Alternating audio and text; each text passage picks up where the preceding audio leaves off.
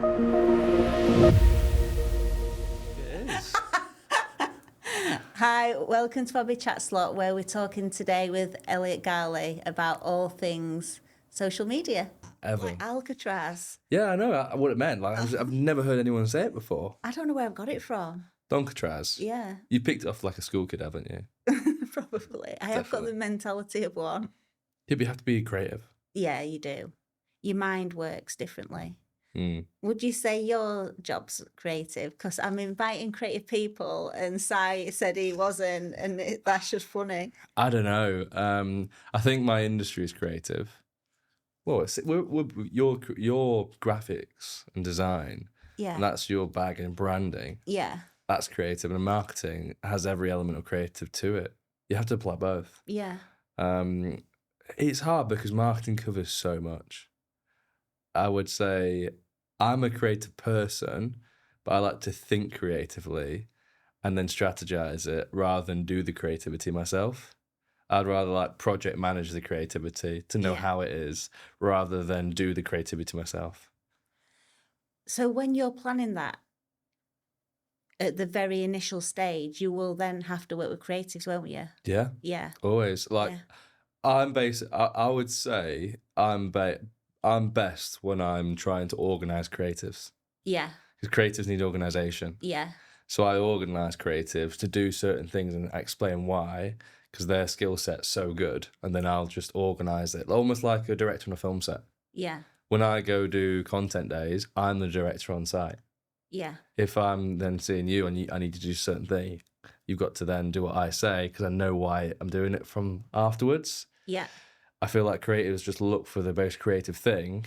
I think of the end result. Right, okay. Because you're really good, I would say, you've obviously had to be good at sales and that kind of, not showman, but, that kind of, would you say that's true? Yeah. Yeah, I had to learn sales. yeah, Well, this is why I stopped myself saying anything earlier about being more social, my old agency. Because because I was on the same with the podcast. I started. I was really abrupt then before, wasn't I? I was like, I don't want to talk about this. Fine, I can take it direct. Fine, you want me to talk me now? Just keep me waiting. No, I did sales. I learned sales first. Oh, right, okay. I refused the role of training people and being a consultant because I wanted to learn sales first. Was that did you have like it in mind to do that? Yeah. Oh, right, okay. Yeah, I had it in mind that because I was 19, 20, if I could learn sales, that would carry me through the rest of my career. Wow. Because you have to know sales. But it's not about selling something, it's selling yourself. So the sales I learned was selling myself. Yeah. And that's how it then transcended into training, being a coach, being a consultant, being a speaker, speaking in front of 10 people, 1,000 people, or Yeah. 500.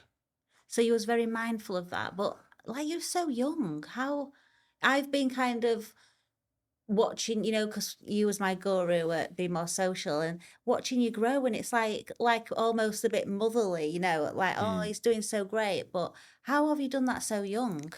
Exposure and experiences. Right, I'm only 25. Yeah. Everyone calls me 28, 27. I'm like, not quite there yet. Yeah, I started when I was 20. I've been in the marketing industry now for 5 years, but I had 2 years of learning and in my when I was trying to in digital media to get my qualifications. Yeah. Spent 2 years learning, did 2 years in trade, and actually wore orange high vis on sites for 2 years. Doing what? Line marking. I used to paint lines and car parks and roads. Oh, I saw that. Yeah, so like IKEA.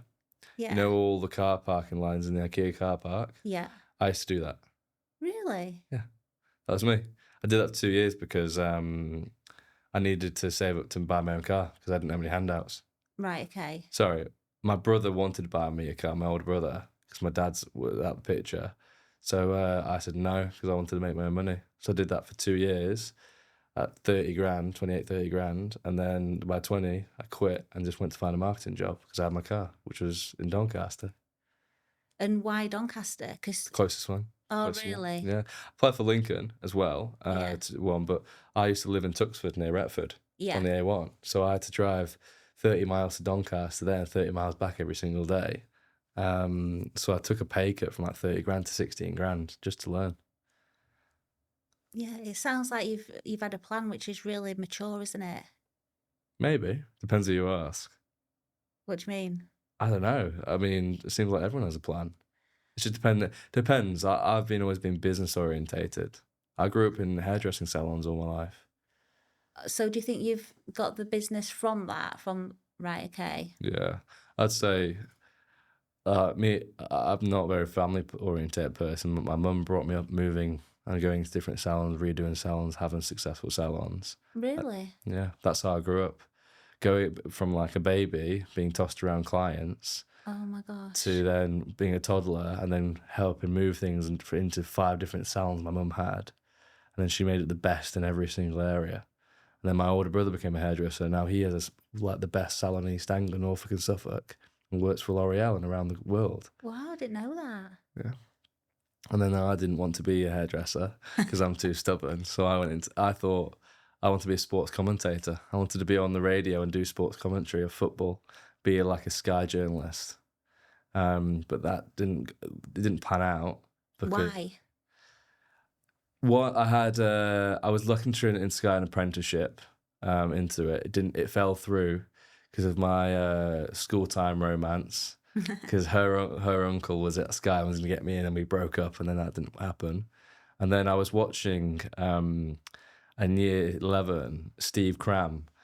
He was pumping Mo Farah, saying he's pumping for gold, pumping. I just love the commentary, that one line Yeah. of Mo Farah running and winning that Olympic gold, and it made me want to be a sports commentator. Really? Yeah.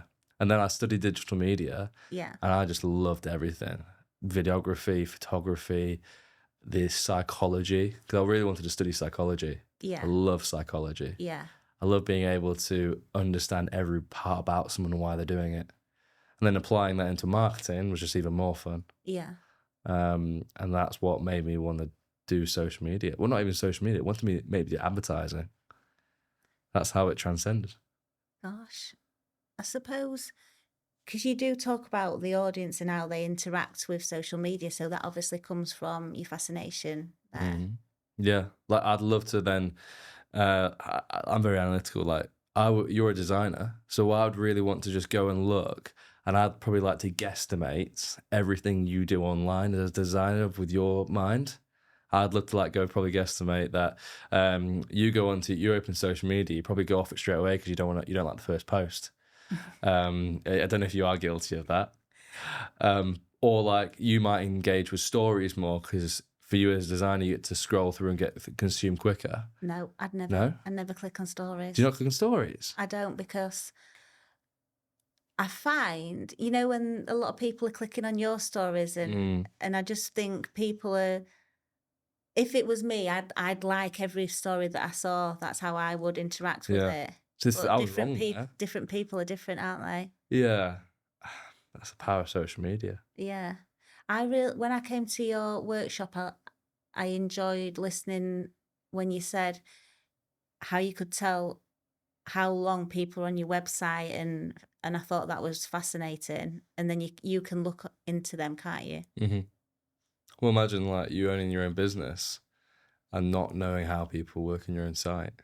Yeah. Like you feel like, oh, I put all that money and effort into a website, but why should you not then just know how people interact?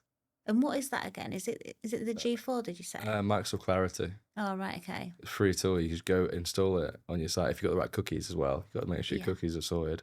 You can just go watch till 10 p.m. at night. All recordings, heat maps, everything. I have clients that do that. The steps till 10. Really? Yeah. And you've helped them to do that? What, steps until 10? No, I mean, but watch what they I teach them about the dashboard and about the tool. Yeah. And then I leave them to go do it. And then if they need more training, they'll come up to the next meeting. Yeah. And they'll want to learn more. Yeah.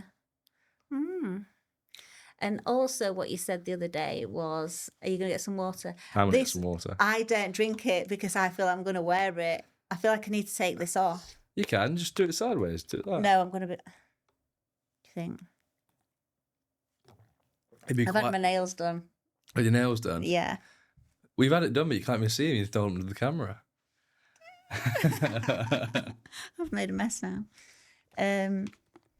Yeah, so I wanted my first question on here was I first Was met that you. not the first question? I thought that was the first question. We went off on a tangent. Well, no, I'll go back to I thought you was a real family person. I thought I've seen some posts and I thought you was a really close family. I'd say I've become it. Uh, I would say I wasn't.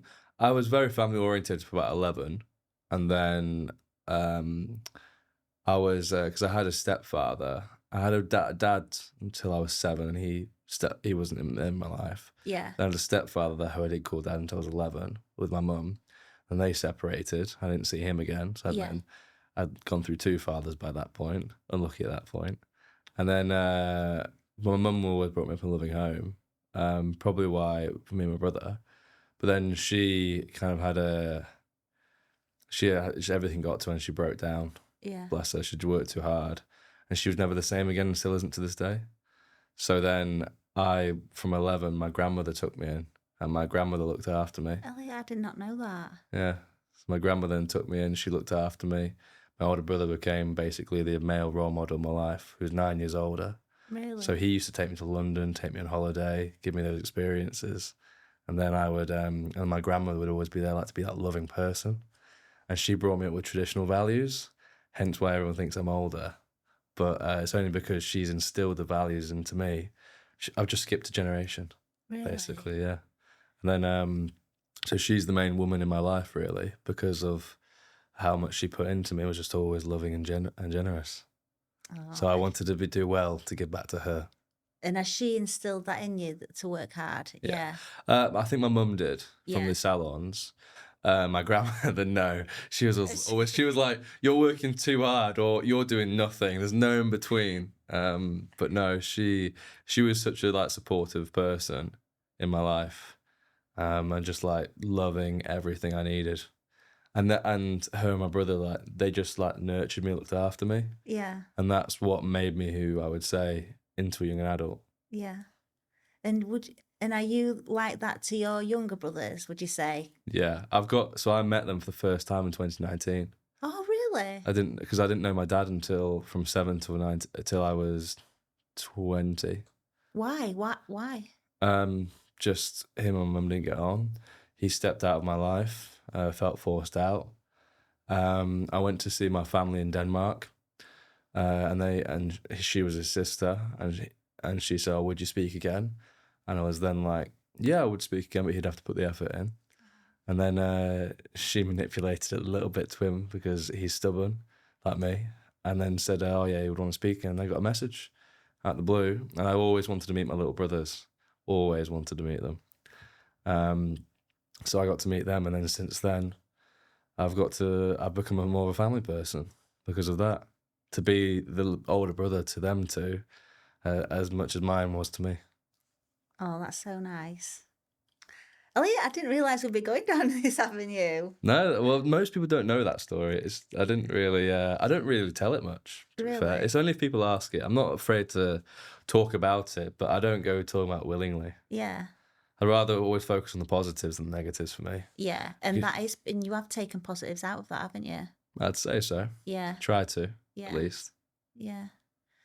And your grandma, where does she live? She lives in Tuxford still. Oh, she's does 80. she? She's 83, going on strong. Hates being called grandma, so we're calling Anna. Is she a young one then? Oh, she doesn't look 83. She's fit as a fiddle. Really? Yeah, she's fit as a fiddle, and I take her out whenever I can. Yeah. I actually stayed living with her until I was 24, because to be that support there, she used to say to me, she'd feel like she used to say it feel like someone had died if I'd left. Oh. So I stayed there until I was 24, just looking after her and being there for her as much as possible while running the business as I started the business. So that was it. And did that help you, would you say, having her there? I think it's always going to help having that support. Yeah. She never had a bad bone in her body. Yeah. But I made the start of last year the decision to finally move and grow because the business was growing, and I couldn't then run a business and then go home and just be my grandmother. It's not I couldn't, I wasn't going to. Yeah. that was it. And I Yeah. moved out, and I moved to Sheffield and grew up there.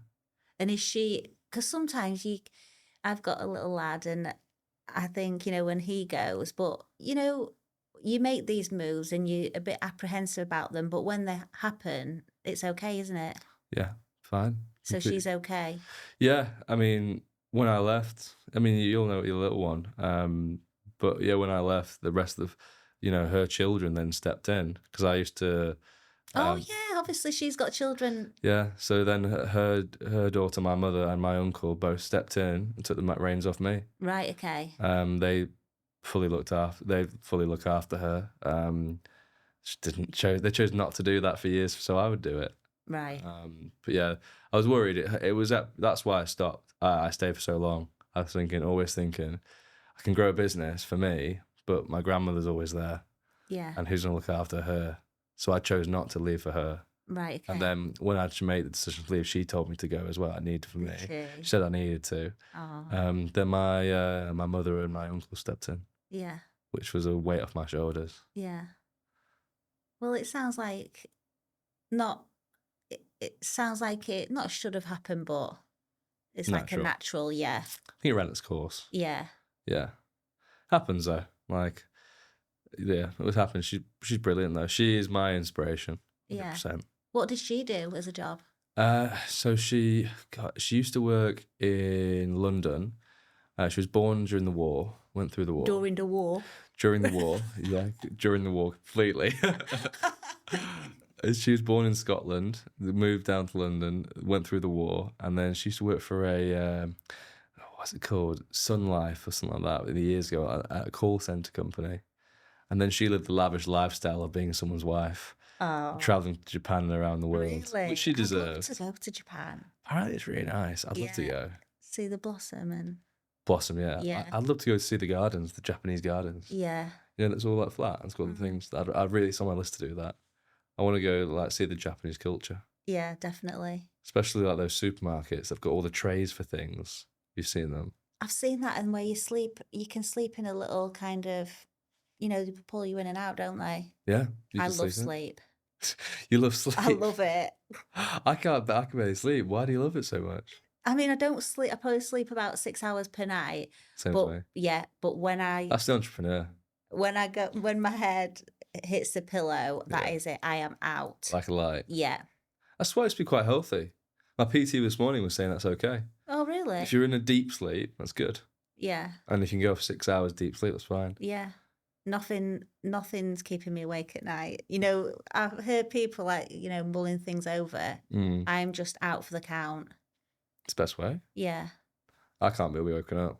No. Just nudge me, can't do it. No. But there's no one to wake me up, to be fair. I live with myself, so. I bet you've got ladies wanting to go with you. No. I used to have a partner. We're not together anymore, though. But why?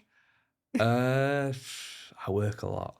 Oh, really? Work is my wife. Yeah. Do you have days off? Because if I'm kind of working somewhere, I was asking you on the podcast, you didn't respond on a Sunday, and I do that. I kind of sometimes just leave my phone upstairs, or I don't touch it. Do you do that? Even though you work in social media and you might not feel like you should say that. I do work within social media, but I also think there's boundaries. Yeah. Yeah, 100%. I think if I wanted to reply, I would. But the weekend, I'm not obliged to at all. Yeah. I do work every Saturday, though. Yeah, I do. It's the entrepreneur life. It's the entrepreneur life side. It's the one no one can bother you. Yeah. Like, you can't have a client message on a Saturday and expect you to reply. I'll crack on with work. Yeah. You feel like you're winning, don't you, Saturday morning? Yeah, like they're your win mornings. Yeah. I call them self-dev mornings as well. So every Saturday morning, I'll do some self-dev work. Right, okay. Where I'll self-develop somehow on a Saturday morning. So I'll go to the gym, I'll work for 3 hours, I'll learn something new to carry into next week. And then I'll be off Sunday. Like what? What example? Like Rory Sutherland, he's my favourite marketer at the minute. Right. I'll listen to his audiobook. Yeah. Or I'll watch one of his interviews. I'll maybe read a case study. Because every morning I open my tabs on my laptop, and I always have new blog articles, like Oh, the ones so I can learn and read them every single day. But it doesn't have to be work related. It just is for me. yeah. Um, that'll slowly transition to personal hobbies, maybe one day. And so your lady said that you'd work too much. Do you think you would always be like that, or would that change, or would the person have to adapt around you? It's difficult, that one, because now I'd say my age comes into play. I'm not old enough to know. Yeah, I'm not as experienced. yeah, I've only ever had two serious relationships yeah, for a few years. And we only split up, I think, 'cause just like long term. I couldn't see it working. Um, and she was very supportive. She's an amazing person. yeah, But yeah, I couldn't see it going somewhere long term. And I do work a lot, and I think that's probably because I don't invest enough time into a partner. mm, But I made my one rule is my 20s are to be selfish. My 30s is for family. right, okay, When I hit 30, then I'll look to give more of myself yeah, if I can. yeah. Because you know, you keep mentioning entrepreneur. Do you think they do just think about work all the time? I think it depends what entrepreneur you are. It always depends. Like you've just said, how you work Saturdays. Yeah, Some entrepreneurs be like, "Oh no." mm, Like, I've got a friend of mine. He has a business partner, so he's in a very different position. I say, "Oh, do you want to come work Saturday morning with me?" And he'll be like, "Saturday morning? No." oh really? "Oh, do you want to come do some evening work with me at like a pub at like till 7, 8?" And he's like, "No, it's my evening." Yeah, But he values his time, and he's got a successful business, and he's built that to that level. But then I've got my other friends. Last night we were up until 9 building a new package. really? Yeah, we're just up to 9 on FaceTime building a new package together. And then we'll speak on a Sunday or 10 o'clock at night or 6 in the morning when we wake up. Yeah, Like my relationship with him is very different. So I think it depends what type of entrepreneur you are. It depends whether you've also got the backing. If you're a solo entrepreneur, mm, you can generally be more driven. mm, And if you aren't as driven, maybe you're best as like a right hand man. mm. Because when you kind of need to pay the bills, that is a real, that's going to get you up, isn't it? Hmm. Yeah, I guess. Well, I built mine off recurring revenue. So every single month we get paid the same. Yeah, Well, we get paid more. Or if let's say a project finishes, we just replace it. So I made sure that example was built off just pure recurring revenue. We charge a monthly fee. yeah, Don't anything that's project work, bonus work, which is most creative work, will count as a bonus. We won't account it as our monthly revenue, monthly recurring revenue. yeah. So is there only so many slots then What for for clients? clients? Yeah, so many. Right, okay. That's So good then, because the other day you're saying people are like on a waiting list. yeah, That's good, isn't it? I'd say it builds anticipation, exclusivity as well, but it also allows me to say we're going to deliver this service to you better than other people, because we're going to allocate you one of our slots. Like I had a client the other day, he wants to do a new project, and he said, "Oh, but you're always busy. Do you have enough time?" I said, "You're a current client. You will take up a new client slot of that project." Right, okay. Like we work with 30 businesses on a monthly basis, just paid work. So we're just expanding to 33. Oh my gosh. Yeah, so I'm looking to hire someone now. Although don't really want to hire as much because of April's taxes, but yeah, that's how we're expanding. That's how it is. And then what do they get for that package? I think we're the only agency to have an in-house videographer train companies how to do it themselves and do paid ads. Like, don't charge an absolute bomb like 50 grand, 70 grand. We do social media posts for people, but I always train people. Yeah, We do paid ads. We do content creation days to make the ads. Like, we do video. I've got an in-house videographer, but he's not just a videographer. he edits for socials and edits for paid ads.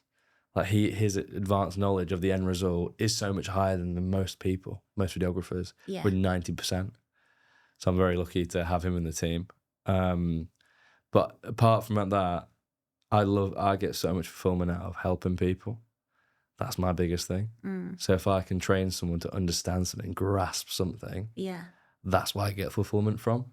So no matter what, I will always help and strategize with someone and train them. And so will you have access to their kind of accounts? Because that's what I find, some agencies, they teach you how to do it, but then when it comes to doing it, sometimes it's preferable to have someone to just do it for you. Yeah, if they want to. Yeah. I think I wanted to have my own content creator to do social media posts for people. Yeah. And that's why we do social media posts and do the account management, content creations, I should say. But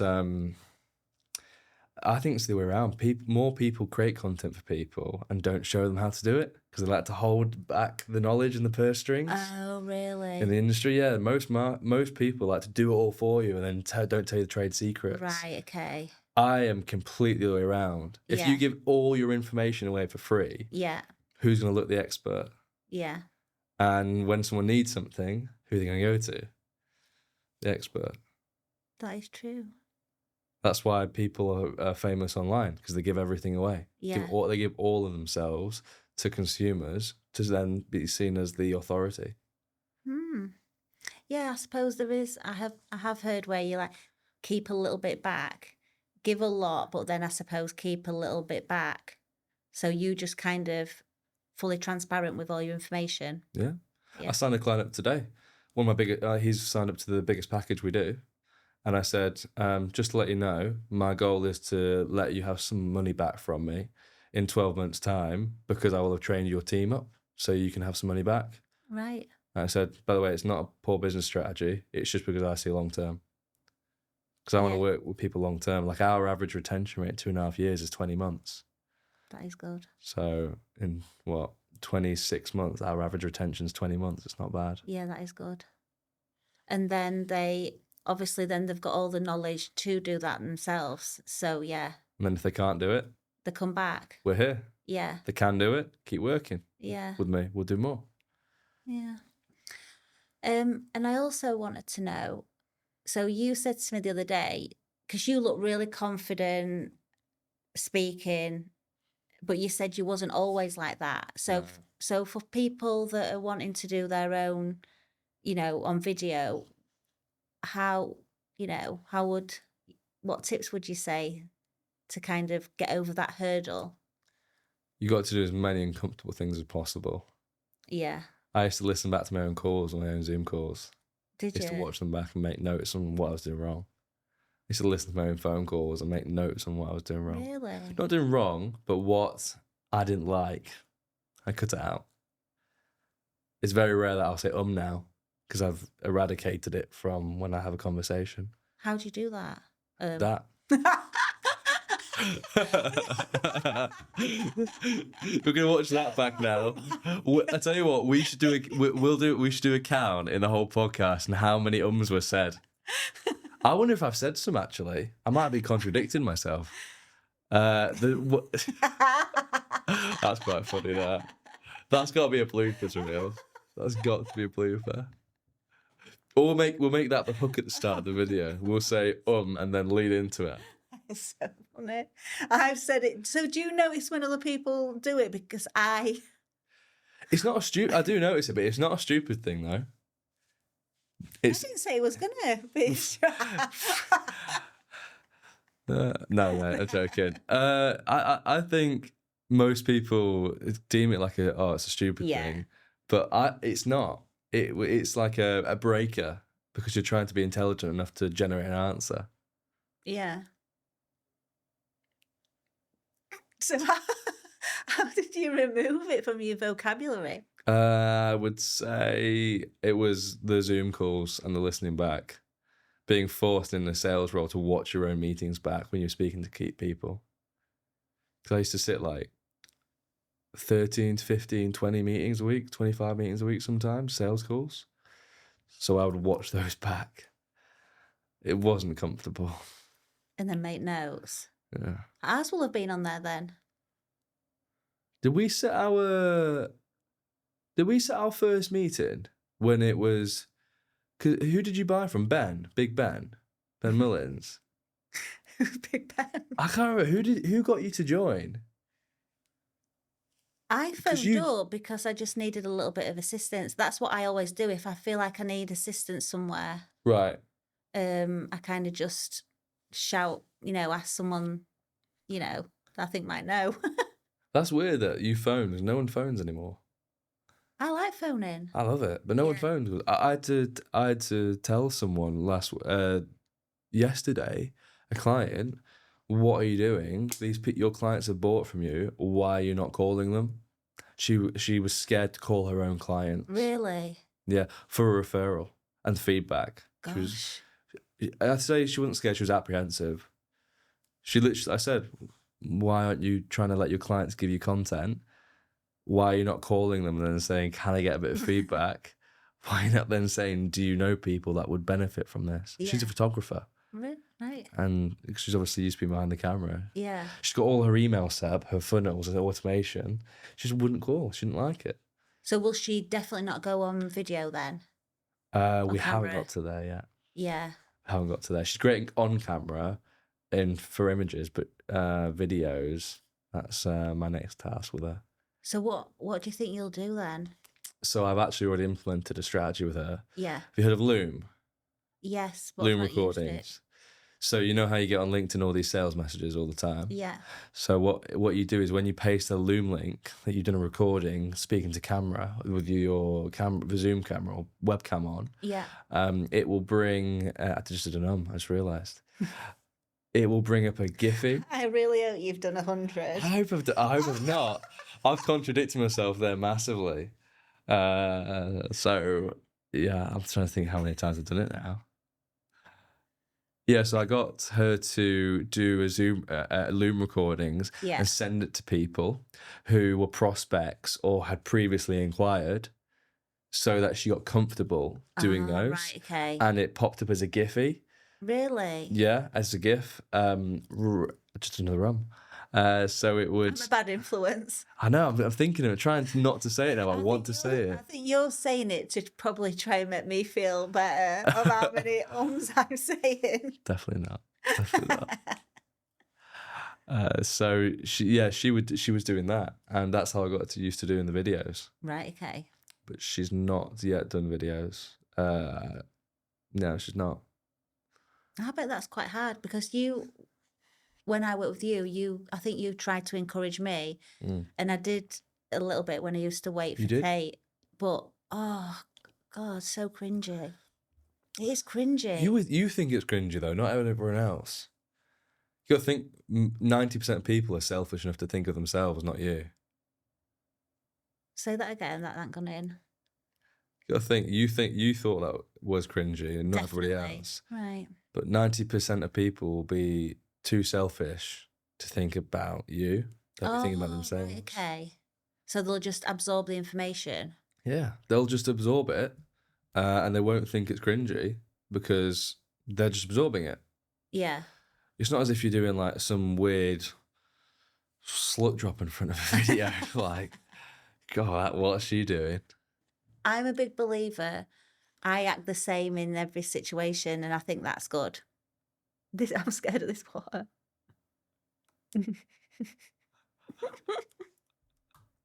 But yeah, just obviously I'm a little bit Means you're authentic. out there, but in any kind of workplace or anything, I'm just the same. But's fine. But's fine. But's fine. But I listened to Stephen Bartlett the other day, and he was which one? Well, the latest one with 3 people.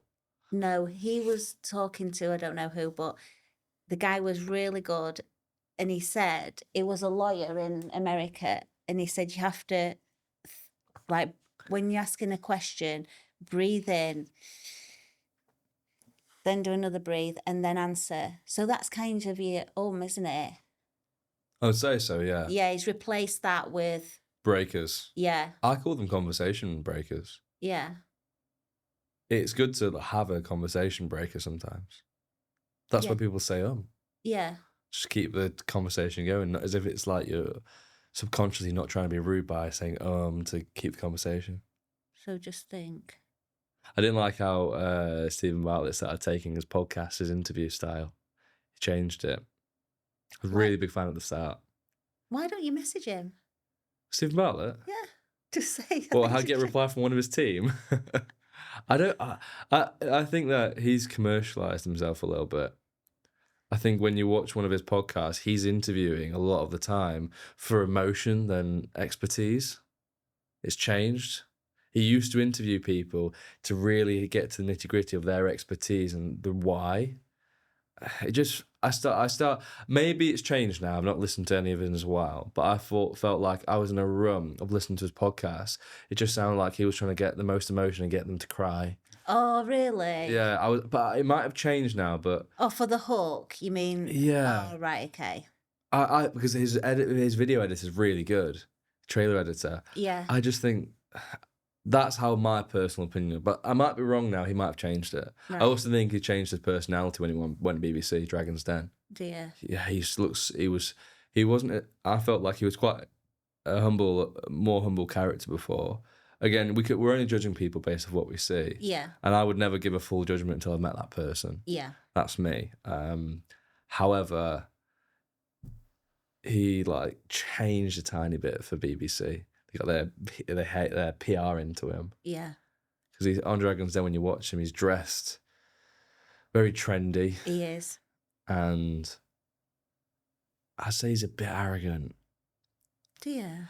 Arrogant in a good way, but very arrogant on Dragon's Den. As I prefer more, maybe I'm more comfortable with the humble types of people. No, I am. Which dragon do you like the best then? Because Peter Jones is funny. I like Jones. Yeah, he's so funny. I like Sarah Davis as well. Yeah. Like, they're very authentic people. Yeah. Deborah Meaden, she just takes no shit. She don't. She doesn't. She's like, if you are crap, I'll call you out for it. Yeah. You got an idea, I'll make you an offer, but if it agrees with my values. Yeah. But she's been around the block, hasn't she? As Jones and Davis, they're funny. Jones, I just think he's very kind of loose, isn't he? I feel like there's no kind of edge to him. No. And I like that. I think he knows who he is. Yeah. Doesn't he? I think the richer you get, you either go down a rabbit hole of being someone for people, or you just completely unapologetically you. Mm. That's I would say, when people get a bit of fame or a bit of recognition. We'll know people in Doncaster and South Yorkshire. Yeah, that's got a bit. Who've got that bit of, I'm this type of person. However, you don't know, no one knows you're in London. Yeah. I haven't really got time for that. Yeah, well, let's not just... not name any names. No. So we'll get cancelled. That's the thing, a big fish in a little, what's the saying? Is it you can be a big fish in a little pond, or you can be a small fish in an ocean? And I prefer to be a small fish, because then you'll learn, don't you, from other people. Always better, isn't it? Well, how did you learn as a designer? I learned marketing, obviously, from my own agency. Have you always been self-employed, or did you go to a design agency or have a mentor for design? So I went to uni and did fashion and brand promotion. Oh, cool. Can tell with the fashion side. And AVMS. And this was kind of like why What's AVMS? Well, this is the thing. So I went to uni and I didn't know what it meant. We're going to uni or not AVMS? The AVMS. And this is kind of why I did the podcast, because I was like, some people, I think, maybe don't know how to get into the creative industry. Anyway, I got there and it stood for Audio Visual Media Studies. So then I ended up doing a video on marijuana in Stockport, at a Stockport cafe, and just kind of... Was this a hands-on practical experience? Yes. Or... No, not You said yes. It. You said yes. Behind the camera. Now I know why you're a creative. You make that design because you were high. No, behind the camera. And then And then I was working at Boots, and I got into promotions anyway. So I kind of worked for Toyota and down in London and doing all that. And then I did my master's in graphic design, and then worked Oh, at Joe cool. Brown's, and worked Nice. at Balfour Beatty, and done always You've worked in design. There's some big companies there. Yeah. When did you go self-employed? Well, I still work for the car factory, but I was traveling to Leeds for Joe Brown's, and I just felt that I was just traveling there and back, and I had my little lad, so How was he now? 10. He 10. wanted to come and watch. Did he? You Yeah. should let him. I just felt, because I might have been a bit too nervous, but then I was like, are you thinking about yourself, or should you be thinking about him? And then the day went, and I just thought, no, I'm not organising it. Has it gone to plan so far, do you think? Yeah. I've enjoyed it. I have. Just a natural I prefer conversation like this than rather really refined. Yeah. When you raw over refined any day. Yeah. Well, I've not answered any I was of going to say, how these. far are you down your list? Like, none. None. I thought we'd covered about half the page. I've done 2 podcasts with clients, and you've been insane, like from my old agency. And the first one was around social media, and you're the only person who's seen me from a professional point of view, from a client point of view, to actually now ask behind the scenes. Because you were really shocked earlier when you heard the backstory. Am I the only person that's asked? Yeah, the client wise, yeah. So who else has asked? I had Mark Smith, Make Your Mark. He asked me to do a social media podcast with him. Right. Well, that was online. You're welcome, Mark. Plug you in, Mark. He asked me that one. You're probably the person that's seen me from a client point of view, Right. and has Okay. now asked the really in-depth knowledge. It's been a weird one because It always is with me. That's what everyone says. no, not weird with you. No. Since we worked together 3.5 years ago. Is that how long it was? Yeah, 3.5 years ago. When I left, and then so I've got like old clients now. When they see me, they ask me little questions like, "Oh, how's this?" And this. But I would say you're the only one that's asked most of these questions. What? So do you think there's information that's out there that wasn't before? Is that what you mean? Yeah. Oh, right. Okay. Yeah. No one. I think for me, most people don't tend to ask the personal questions because they always see me as professional. Right. Okay. Maybe I need to change my personal brand a little bit. See, what I'm like, I think if the Queen came in, I'd just be, everyone's the kind of the same, aren't they? Yeah. You treat everyone as you'd like to be treated. Yeah, I'm just like with the same. So even if I did feel like you was really professional, I know I'd be able to break it down. Because I'm a bit of a novice. Abby chat slot, everyone. I think with you as well, you're quite personable. You're quite sociable, aren't you? Yeah. And you like to have a fun conversation. Definitely. You're all about just have a fun conversation, enjoy the moment. Probably makes you a good designer. Yeah. Because you're thinking in the moment and the creative, living the present. Definitely. I am definitely all about living for today. Why though? What's it make? I'll flip on you. How have you become a person that is for live for the day, not for the future? Because or in the past. I just don't think you ever know when you're gonna die. Honestly, I live like Memento Mori, that type of style. No, I don't know about that. Was it Memento Mori? It's all about like I think I can't really give it the exact definition. I think it's like you can plan how long you've got left in your life until death. Oh, really? No. On average, and you plan out how many weeks you've got left. So you can plan out how many weeks you've got left, and what do you have to do in that time before you die. So like, it ended up. I remember because my old boss did it, and he found out between now and the average death time or end of his life, he would have something like 28 weeks, 30 weeks, I think it was right, Really? of actually his time to Oh live. gosh. If you took everything away, everything responsibility-wise, I think he said he had like 28 weeks left until... No, but I'm different. So I won't work with anyone that I don't want to work with. I won't work for someone that I don't want to work because I have to enjoy. I really want to enjoy every last day because you just don't know when the last one's going to be, and that is literally how I live my life.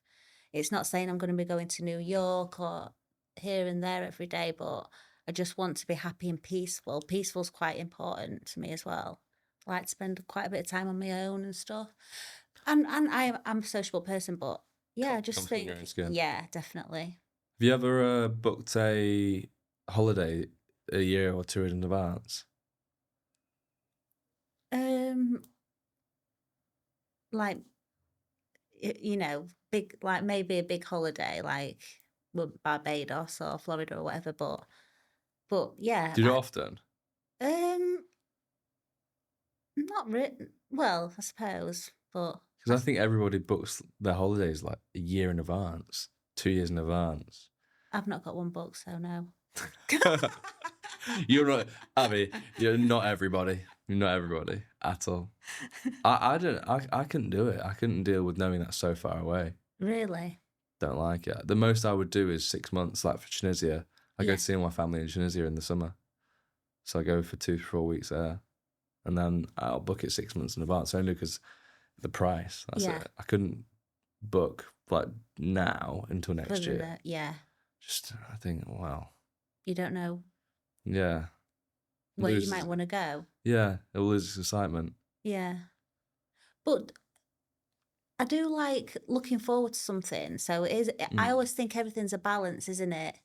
Definitely. Like don't be too it's like a middle road. So it's good to look forward to something. Looked forward to something, but Yeah. that spontaneous side too. Like the work-life balance, I only work Saturday morning, so it's, you have to switch off at some point. So I think everything is balance, isn't it? It's all about balance, though, isn't Yeah. it? You've got to do a bit of everything. Yeah. At the end of the day, you've got to also put yourself in the best position. Yeah. I think you're good at that. I think, say if I went networking, I would just stay in one spot. Really? Yeah. For me, it's dependent on what networking. I'm going to one at 6 o'clock tonight. Yeah. To wine and cheese networking. That type of Ooh, networking. What? What? What? You should come next month. This one every month in Sheffield. Wine and cheese networking. Yeah, by a sommelier. Really? Yeah.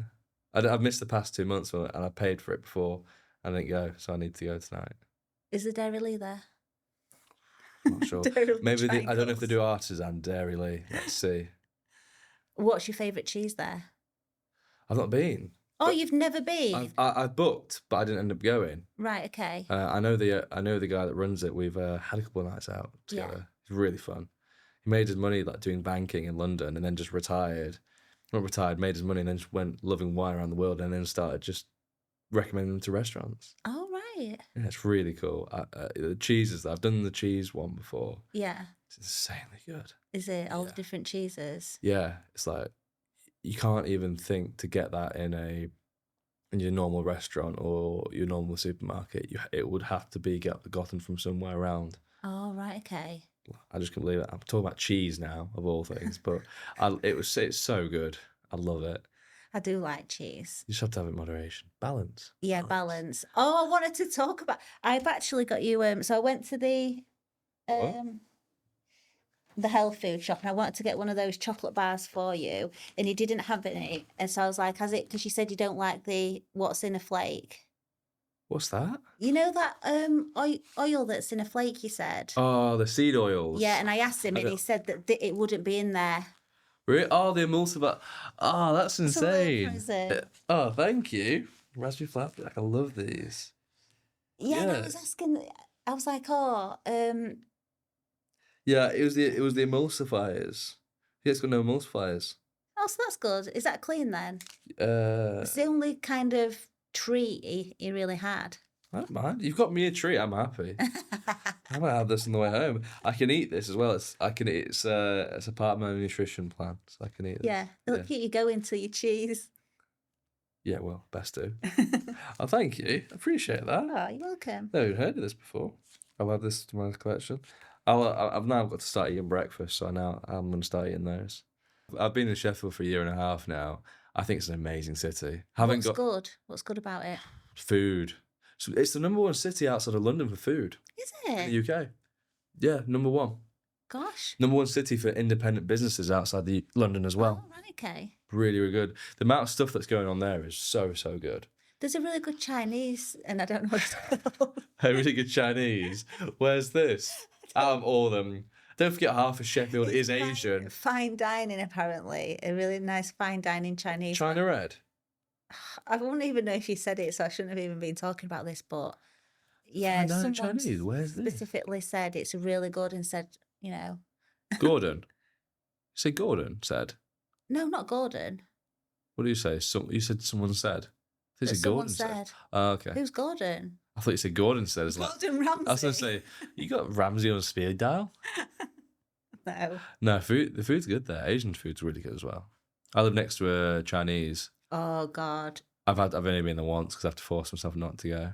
How do you do that? How do you kind of... I feel you're very... what's the word? Not restricting yourself, but very disciplined. I would say so, yeah. Yeah, how? I see in the week, like Monday to Friday, I see food more as fuel rather than as a pleasure. Right. On the weekend or the evenings, I'll see it as a pleasure. Oh, God. That sounds so boring. Well, I'm not coming back on this podcast. So, I'm guessing you... live every day like it's my last. I'm not going to be 5 days. You just feeding your body. Yeah, like, do you not feel... Yeah, because you feel better for it. I feel like it's all time. Give me your jeans. Like, I'll have that. What are you eating up every night? It'll be last resort for me. I get pizza out the freezer if I've got nothing. Really? Yeah, because I like to eat whole foods and healthy foods. Yeah. Because I love the science behind the health body. I'm like enthusiastic about it. And what is that? So I have supplements every morning. Yeah. I will work out regularly. I'll run regularly. I will, and I'll do it because I know that I've got meetings from like 9 till 5. Yeah. With a 1 hour break. I'll be sitting 25 hours worth of meetings every single week. So I'll need that fuel and that energy. I'll need that hydration. I'll need that good food. I'll need those supplements because my body will need it. Right. Otherwise, I'll crash. Because it'll be up and then down. Yeah. Yeah. Okay. So I used to have banana and apple every morning, but I'd find myself crashing at 11 and needing coffee. With fruit? Because of the amount of sugar I'm having before I have any protein. Because protein is what gives you the energy. Right, okay. So I'm having a burst of sugar when I wake up. Yeah. With a banana and an apple. And I'm crashing because that sugar's bringing me up and I've got then no protein or carbs to then carry it through. Yeah, but you said you don't like breakfast, so are you kind of... I stopped it. Yeah, I don't like breakfast. I just had that. I stopped it like 2 years ago. Did you? 2.5 years ago, yeah. Yeah. Just eat at lunch and dinner now. So you said you like the science behind it, as in how it's the whole foods is affecting your body. Yeah, I love it. Love it. I had I underate last Monday and I got cramps when I was doing my run because I hadn't eaten properly. Really? Yeah. So what should you have eaten? More carbs and more protein. Right, okay. Because I think I saw that a big thing is everyone says, "Oh, don't eat carbs, don't eat this." Yeah. But the reason I think I read it right from the scientist guy. I think it was Huberman or I think it was Dr. Huberman. I think it was him. Doctor Who? No. What's that? Doctor Who? No. Oh, Doctor Who has done that. David Tennant's. I won't have it. David Tennant's the best one. I won't have it. He was saying that your body holds on to the energy of the carb longer because it's not getting enough protein. Right, okay. So you're getting the energy from the carbs. But if you equaled your protein intake and your carb intake, your body wouldn't hold on to the carbs, which would add the weight or hold on to the starch, whatever it was. So if you equal protein to carbs, you could have carbs too. Right, okay. So, like if you have pasta every single night of the week, that's a lot of carbs. Yeah.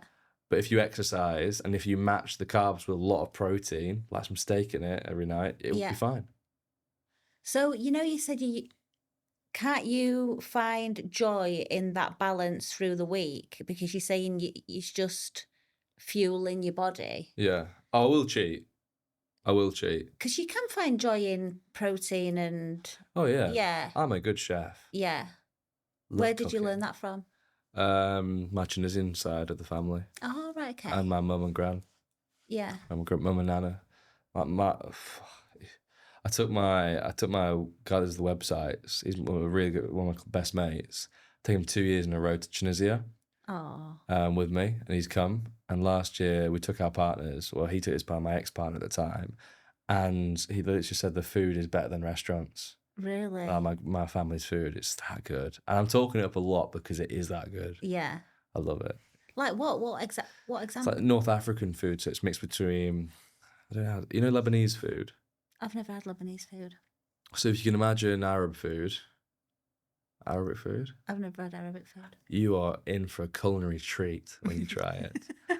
Remember after this, go to a place in Chef called Mount Lebanon. Right, It's okay. Lebanese. You walk this little place in West Street. It's Really? like family and friends at the back cooking and the kids running around, and they'll bring you some really nice food. Veggie.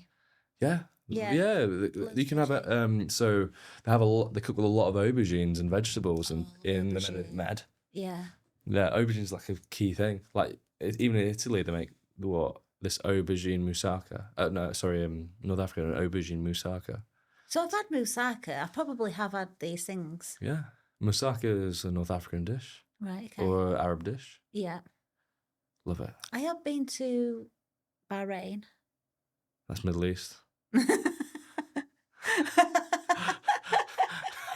My geography is so bad. I am so bad. Mine would be crap though, the same as yours if I didn't play FIFA. Really? Yeah, Does that help? yeah, 100%. Most lads will know if they play FIFA, they'll have good geography and good nationality sense and words. What do you mean play FIFA? Is that you mean on the Xbox or? Oh, Yeah. right, okay. It's like you're learning all the players' nationalities and where they're from. Right, okay. So yeah, you get obsessed with it and where the teams are playing. Is that your kind of outlet? Not anymore. I sold it when I started the business. No. Yeah, because I didn't want to waste the dwell time. I sold it to fund the business to my new Oh, MacBook. right, okay. Yeah.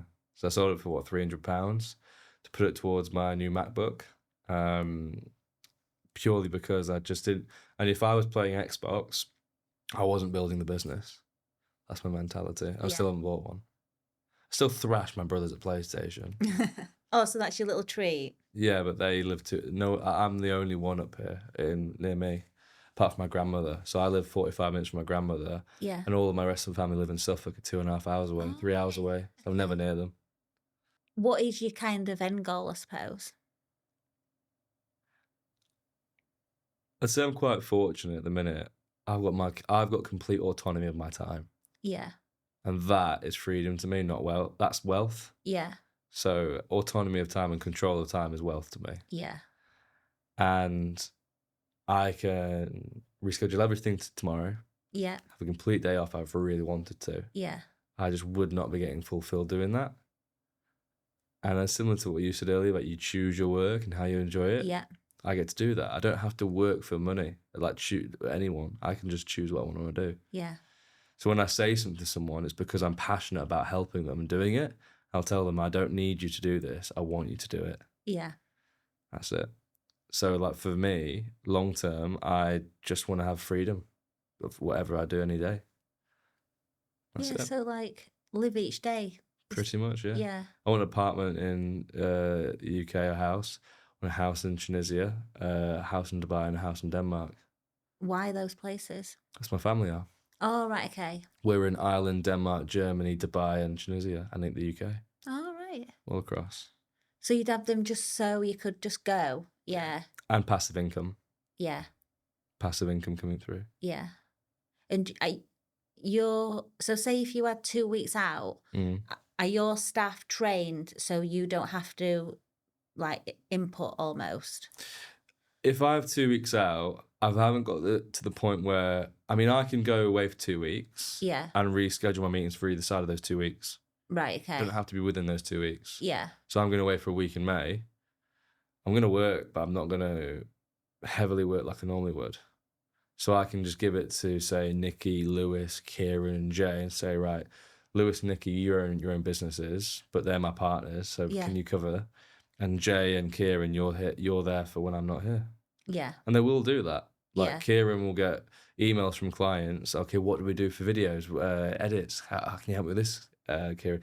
Very rarely, but Jay will get email while I'm away. He'll talk to clients. Yeah. Nikki, my VA, she will then be my assistant and email while I'm away. Yeah. That's how it is. So it's all works. Pretty How do they manage their time if they've got their own business? Would they drop work for you? I always think that's quite it's the model. For me, so Lewis and Nikki own their own businesses. Yeah. So Nikki owns a VA company and Lewis owns his own web agency, an SEO agency. However, like I send a lot of work their way, Yeah. and they value me because I value them enough to keep sending them work. Yeah. And I've chosen them to be my go-tos because I trust them, and I scratch their back. I'll always look after them. They know that I'm there for them. Yeah. As for me, like if I need something and I ask it of somebody, I would only ask it for a good reason. Right. Otherwise, I'd do it myself. Yeah. So they'd always look after me Yeah. and scratch my back. Yeah. So Nikki, I once had to reschedule my whole day. I said, Nikki, I need to be somewhere. Can you reschedule my whole day? She rescheduled my whole day for me and sorted it. So she kind of changed the appointments, but she couldn't go on the calls. No, mine's more personable. So when I work with somebody, I give that personal approach working with me. Yeah. And I say it's exclusive, not because I'm this big-headed, egotistical marketing dream. It's just because I've planned what I want to go through with them. Yeah. And only I know that. The next hire probably is going to be able to take my position. Yeah. However, I still enjoy it. Yeah. So why would I not want to do it? So when you get up, you are really looking forward to the day. Yeah. Yeah. It's so good, isn't it? Yeah, I'd say so. Yeah. Well, a little bit. You'd be the same, aren't you? Oh yeah. If something's not quite working for me in any area of my life, I kind of Reevaluate. definitely, yeah. Just because. Do you not think it's hard? Most people don't have that mindset like how we do, though. Most people tend to not have that mindset, and they are just. I would say society lives in such a big victim mindset right now. Everyone lives in more of a victim mindset of moaning, especially in British culture. I don't see enough positivity around things. The positivity does not outweigh negative mindsets. Can you hang around with negative people? I stay quiet or I disassociate. Yeah. Pretty much, that's it. I won't keep it around. Yes, that's what I mean. So if there is any negativity, you kind of keep away from it too? Yeah, Yeah. try to, yeah. 100%. If you're around negativity, I think you're not going to benefit or grow. Maybe you'll learn, but I don't think you'll benefit and grow. It depends if you say you're benefiting because you're learning. Potentially, you could say that. I just don't think you're going to grow as much if you're around negative people. So for me, I'll just block it out. I'll probably forget what that person said. Yeah. Or I'll purposely remember they said something negative and that's what I remember, and I won't remember what they've said. Yeah. Sometimes if it's from someone I respect, it does niggle at me because it affects my judgment of them. If what? If someone I respect says something quite negative, yeah. in a real way, it will probably stay with me because it's affecting my judgment of them. Do you call it? Because my family are quite. We're very open. Everything's kind of out, and then we just kind of. It's kind, but it's all very out. If someone said something that you didn't agree with, would you then call them out on it, or would you let it niggle you? Depends who it is. I mean, with your family, especially with anyone, is if you know that person's can take criticism or can, yeah, you're more likely going to say it in a certain way and they're going to bring it up. if you know someone's like bull in a china shop, they don't want to hear anything, you're either going to end up matching their energy because they're not wanting to listen, or just ignore them and let them learn from you not wanting to associate. I find that more people will learn from me if I try not to say something, I show them and I highlight something else. Yeah. There's someone that's completely dominating it by being negative or whatever it is, I just won't say anything. And because I think when you say something, you can't take it back. You can't. Yeah. So I'll not say anything so they can sit with their own thoughts. Because most people listen to speak rather than listen to listen. When I look at you, I think you are very good at personal branding. Like I said to someone the other day, I said, "Oh, I've got a podcast with Elliot," and they said Elliot Ghali. So that just means that you've really nailed the personal branding. And just tips for people, I suppose, because it's just massive, isn't it? It is big. I think it's because people buy from people most. And because we had you think everyone for years has been that corporate mindset. You got to be look like a business, act like a business, and we're in an age of where it's changed, where people matter. And I think that came from the pandemic. Yeah. You had to be a person. Business couldn't operate as they were, so it gave the opportunity for coaches and people to have a voice more, Yeah. which had been bought. So people buy into people now rather than the businesses. And for me, I personally chose to stay away from going into that influencer attitude and that influencer life, which I could have done. Yeah. I just didn't want to. I didn't want to be fake or anything like that. I want to be authentic. So personal brand for me has been massive. And the tips is, if you can speak and solve people's problems regularly, people see you as an expert. Yeah. And then if you showcase your story of how you've become that and learned that, Yeah. that shows the behind the scenes. So you've got the authoritative point of view as well as the journey, which you're going to attract two different types of people. Yeah. And then you'll attract the raving fans that love both of that. Yeah. And I don't even have tens of thousands of followers. I've been there. That's it. Why have you not got tens of thousands of followers? I've not even checked, but I would have thought you So would on have. LinkedIn, I've got over 4,000 followers. Yeah. I think TikTok's 800 or something like that. Yeah. And Facebook's 600, and Instagram is 1,100. Yeah. So I've got a combined 6,000 Yeah. followers. What if I put you in an auditorium to speak to 6,000 people? That seemed quite a lot. Imagine if you did a gig to speak in front of 6,000 people. You'd say, "Oh, that's amazing! Congrats!" Yeah. But I feel that you can, because of your marketing knowledge and how you got people's email addresses, the other day at the workshop, you can get them to be a follower, can't you? You can extract that information from them. Yeah, pretty much. Yeah. I think I try to take people from not being confident online to being confident, Yeah. rather than be the person that tries to work with the best people online. Because some people who's like, let's say, got 100,000 followers, they'll only work with people who've got like tens of thousands of followers because they're in that mindset. Sometimes, like I know some of them, right, okay. but to me, I like to take people online to be better online. Yeah. I've got that attitude of like to help people grow and develop to be good online. Yeah. Like I've got some clients who I've helped their personal brands and their business brands have way more followers than me, which is more fulfilling than me having that. That is amazing. For it's just showing them to be confident and yeah. That's that. I get more from that, from saying, okay, why you're in social media, why haven't you got 10,000 followers? I said, yeah, but I'm a marketing strategist, not a social media strategist only. Yeah.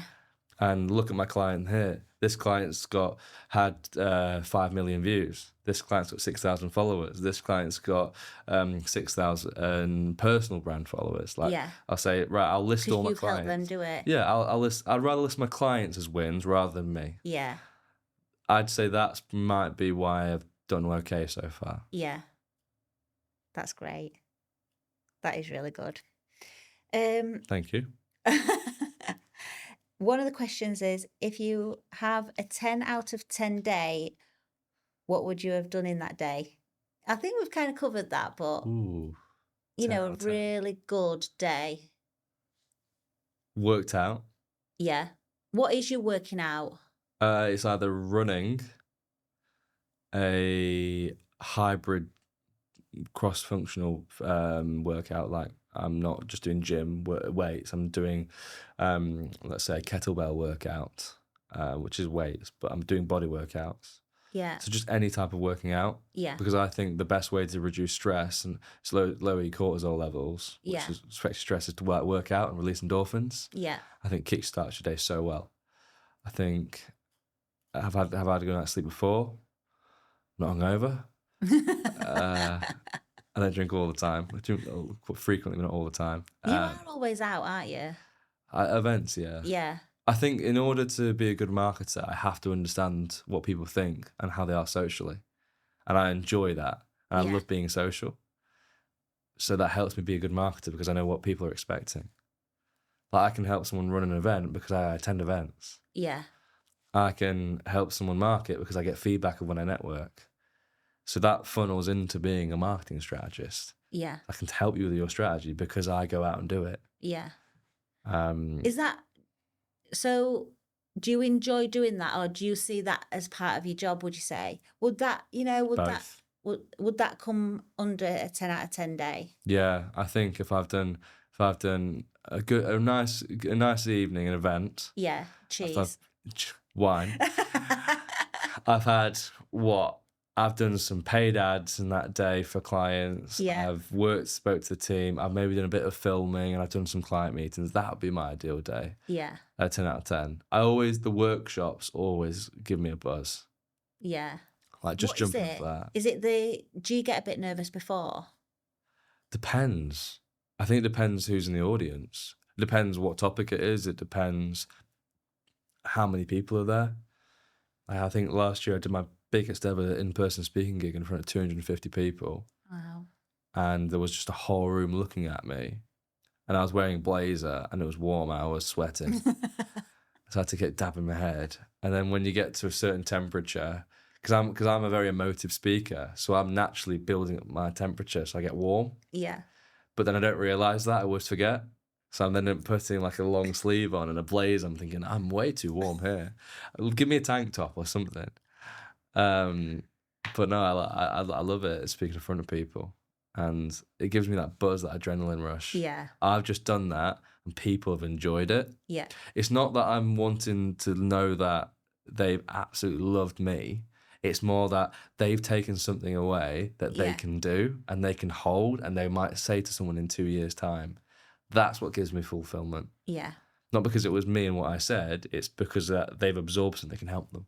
And that happens, I think that happens every time I speak to you. I hope so. Yeah.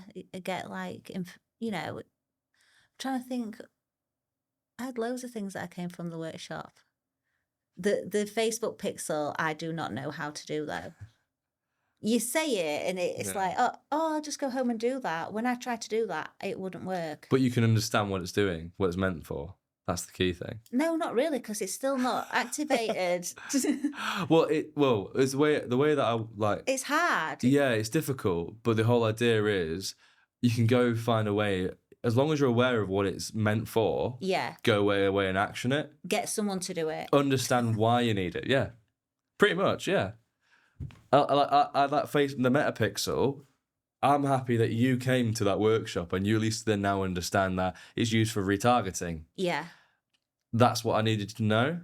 Yeah. I didn't need you to just know how to do it How there to and then do it, in yeah. 2 hours. I need you to understand that having that in your business and making it something to add to your Q2 marketing plan Yeah. is important. Yeah. That's what I wanted from it. Yeah. And I got that. And if you didn't know how to do it, message me later and I'll send you to a really good web guy who then might be able to send you work because he does websites but doesn't do graphic design. Yeah. It's And like, the button. which button? When you said scrolling through websites and Yeah. I needed to know that. And I went on your website last night and it has got a lot of buttons. Oof, thanks. Good. I'm glad. It's good. It's a nice website. It is. I like it. Lewis did a good job. Bless him. Hi, Lewis. I've not met Lewis. Is he like at any events? He's I'd say he's an introvert. He just doesn't like to get out. Oh, does he not? No, he's he's very behind the scenes. He understands marketing so much, but he just doesn't do it. And he doesn't get out. He's got a dog now as well. Yeah. So he has to be with the office with the dog all the time. He's the big bald one with a beard and from Barnsley. Is he? Yeah. The nose. Yeah. Does- Pretty much. How do we get to Lewis and his accent? I don't know. Oh, this is why I like this podcast. It's quite fun. We're literally chatting. Do you get it? Abby chats a lot. Yeah. Really. I like the marketer. Yeah. And it's obviously true. What this is lame after everything we've spoken about, this is quite lame, but what is the best social media campaign that you've ever seen? Because we talked about Red Bull the other day, didn't we? Oh yeah, the best social media campaign I've ever seen. I've got the most controversial that I hate. What's that? Do you remember the this girl can campaign No. on TV? Oh, this girl can do this. It's basically saying that girls can do just what men do, and that they can run, they can swim, they can work on construction sites. Actually, yeah. I thought bollocks. Did not like it at all. Because all you've done is highlighted the stereotype. Yeah, yeah. All you've done is reacted to the stereotype rather than be proactive. Yeah. It's the psychology is completely wrong. Yeah. And then you get people saying, well, of course we can do that. Why are we saying that? It's like, why are you trying to highlight? Like, you're just talking about a subject just for a reaction. Yeah. Why not be proactive and go and say, this women's team do a journey, how they're playing football and they're winning all the way to the cup. And they've only been playing 3 years. Yeah. You don't need to go say this girl can and say this girl did. Yeah. Yeah. There's I read something yesterday, like she hates like mumpreneur because she says you don't see dadpreneur.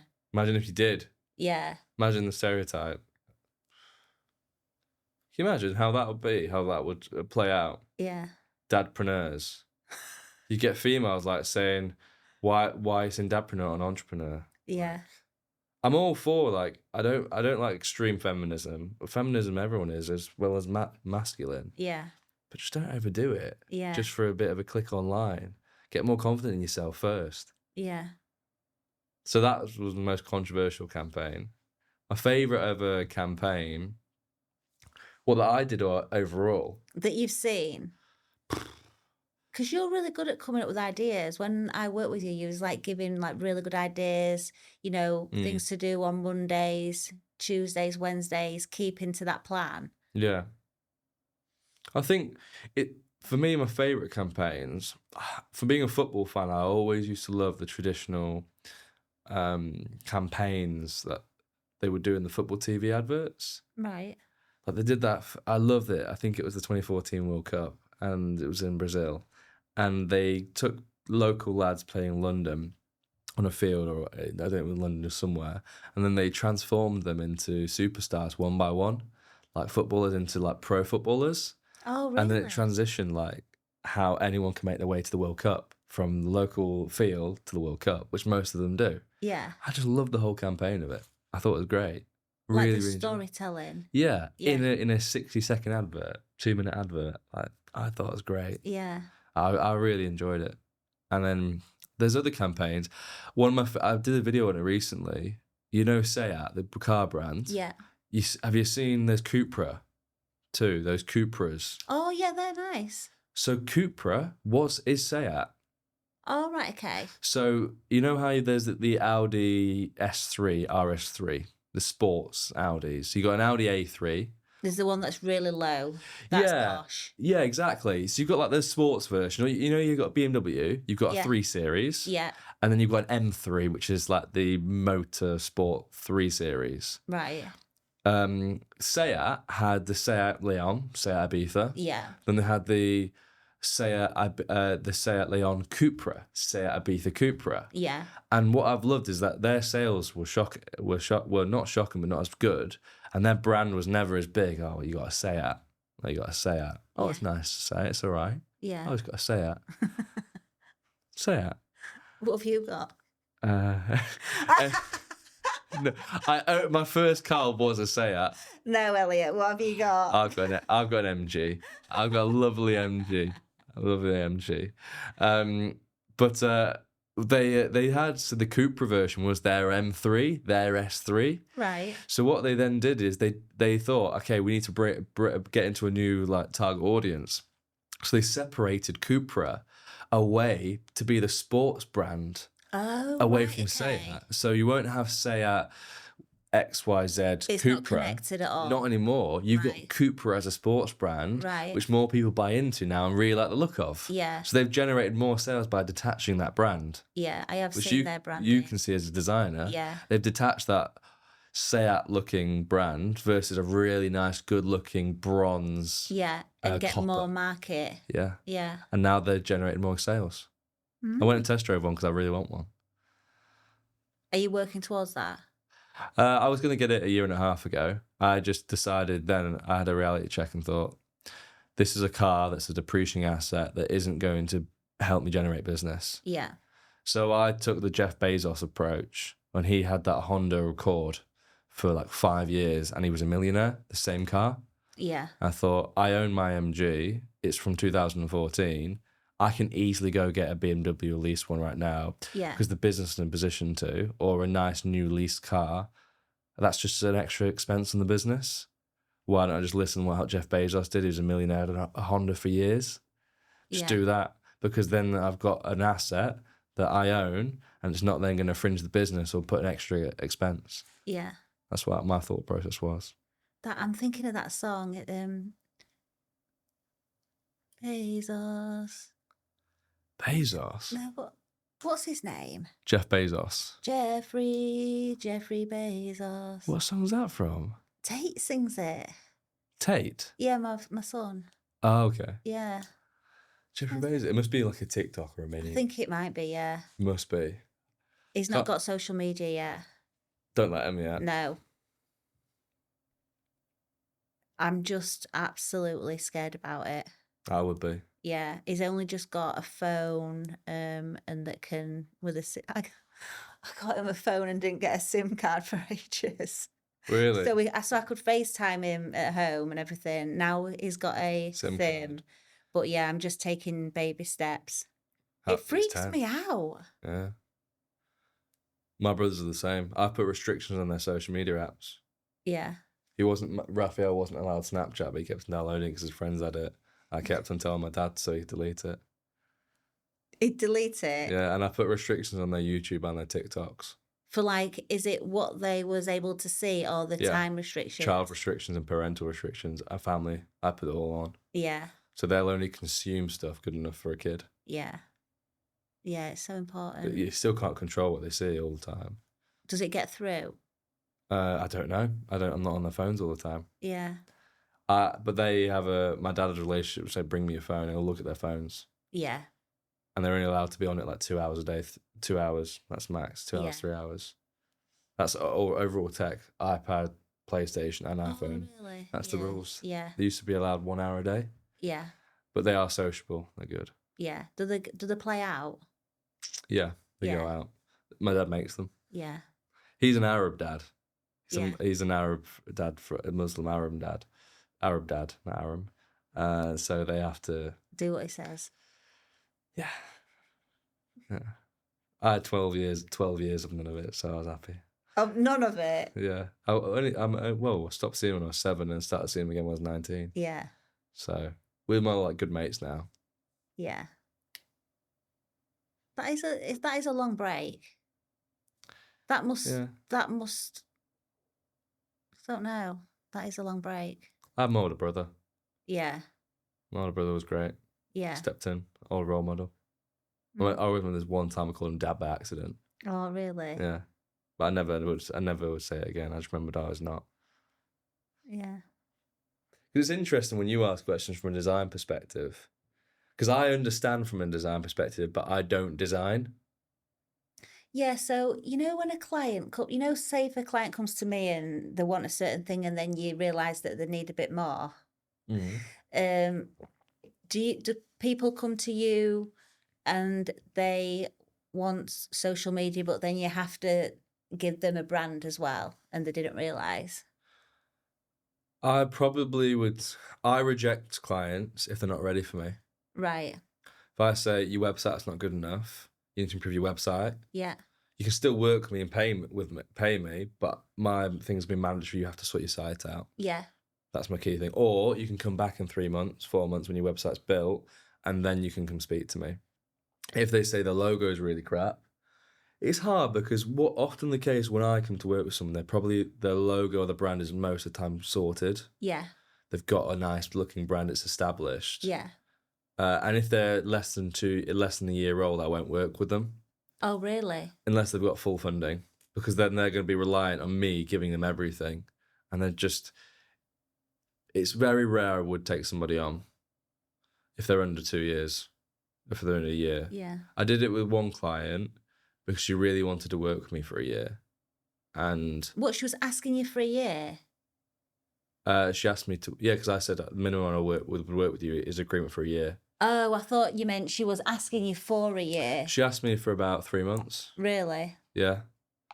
2-3 months, and then we had some meetings, and she came to some workshops, and she just started a business. Yeah.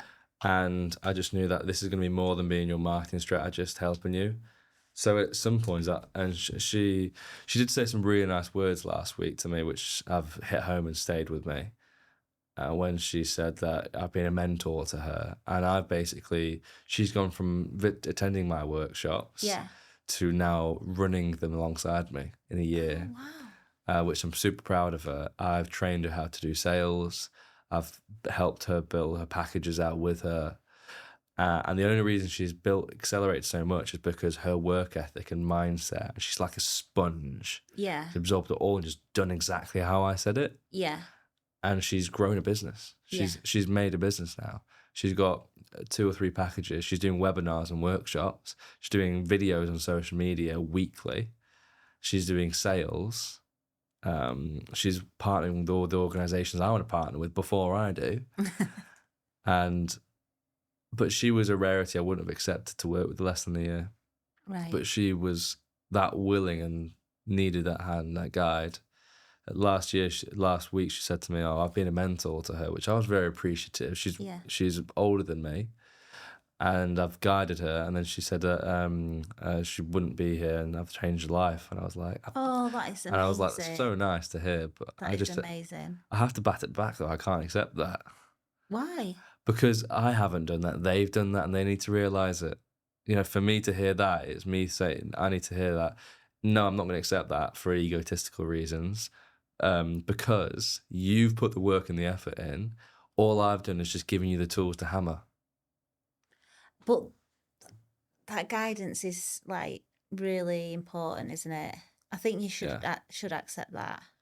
I've definitely absorbed it and I liked it, but I would not accept that I've changed her life completely, and because I wanted to say it would be best. I would accept that more if she would have said to me, "You've helped me change my life."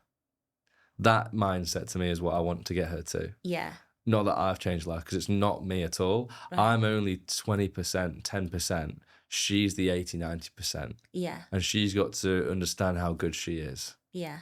And she's starting to do that. But that comes with time and confidence. Yeah. And she's slowly developing it. Yeah. I was really appreciative to be sat listening to her workshop 12 months after she sat in mine with no business.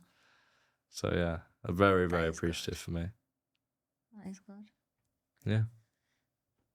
Sometimes when I look back at some of my work, I just think, your work. Yeah. So say if, I'm just saying if you get the feeling, there'll be bits when maybe I started out and I'm not fully proud of it. When, in certain times, do you ever get that? Or do you just kind of think I did the best that I could at that time? Well, how do you feel now? So I feel like it's been a journey for me, and there's certain things that I'm more proud of in my, what I've created than others. But how do you feel with yours? Do you feel the same? Do you feel like same as you? You've done your best at the time that you was there. Yeah. Because you got to think that you can't grow backwards. Yeah. You can only grow forwards. Yeah. And upwards. If you've not grown since that point and recognise that you've not grown, Then that's an issue, isn't that's it? an issue. Yeah. You being self-aware enough to then think, right, I've done that job. That was the best. I could have done it better. But at that time, you wouldn't have known. Yeah. If you did know at that time, that's probably when there was an issue. Yeah. I'd probably say if you're going to design and you thought, I could really do this better right now, and then you hand it over, you Then probably there's been an issue. that's an issue. That's when you need to think, okay, I can never do that again. Or maybe I need to reevaluate my mission statement and my values. Because I always think deliver to your quality. Yeah. And yeah, you are going to look back and always think the same as me. I wanted to always be the best in everything. I look back and sometimes and I think, how the hell did I think of that idea, that campaign? Yeah. Like, how did I think about this one client of mine who wanted to sell products online, but their experience is better and they made no money for 3 months. Now, 2.5 years down the line, they're now really doing really well. And I was thinking, how did I think to do the paid ads for that? How did I think to change the strategy with them at that point, which I'm so proud of? Yeah. And I just look at it now and I think, well, I would recognise that now. Yeah. Still. Yeah. Yeah. So yeah, the same as you. Yeah. With design, it's very much out there, I suppose, though, isn't it? Another thing I wanted to ask you as well, like, this is something obviously I don't know about, but say if you do something on social media and then I know you will have all the tools to check how it's performed, but say if you are a small business and haven't got these and don't look at the insights, or maybe you should more, but how do you know how well you've done? I know maybe sales will come in or you'll get more, but do you know what I mean? How do you kind of I think monitor that? you have to review and plan. Yeah. If you've got a business and you're not. I mean, the reason why people do quarterly reviews and quarterly planning is for that exact reason. Yeah. If you own a business and you're not doing quarterly reviews and quarterly planning, and you're not committing that time, you're going to be 2 steps behind. Yeah. Because you've got then to understand, okay, I need to grow, so I need to learn, but I need to review in order to do that. So that's where quarterly plans come into it. I need to set my 12-month goals, my 3-month goals, and at the end of the 3 months, have I hit it? And the end of the 12 months, did I hit them all? What one piece of advice would you give to people trying to work in the social media industry? Yeah, that's what it's about. What's one piece of advice I'd give someone trying to work in social media? First of all, trying to get in, their step into it. Download the social media platforms, first of all. Yeah. Use them, understand them. Yeah. Then work with them. Yeah. And then getting into the industry. And to get into the industry, yeah, do the same, show your portfolio to people, and chase the experience and the learning and the mentorship you'll get from a company rather than chase the money and the salary. Right, okay. Always do that. I went from 30k to 16k and my max pay rise, I got 21k. Yeah. I wouldn't be here today if I hadn't done that. So chase the experience. But knowledge how is power. To get in, with my first job getting into like a design. We're in a digital world. The only thing that holds people back is mindset. There's nothing holding you back from going and looking at on Google or Bing or whatever you have on an Apple, Android at the library and search social media companies. Yeah. Go onto the website. What they all have as an agency, an email address. Yeah. Or a hiring page. Have a look. Email. You'll get feedback. Yeah. Okay. You've just got to do the basics. Be Be proactive, not lazy. Yeah. Have a can-do attitude. Yeah. Okay. And then the last one, because I want a selfie.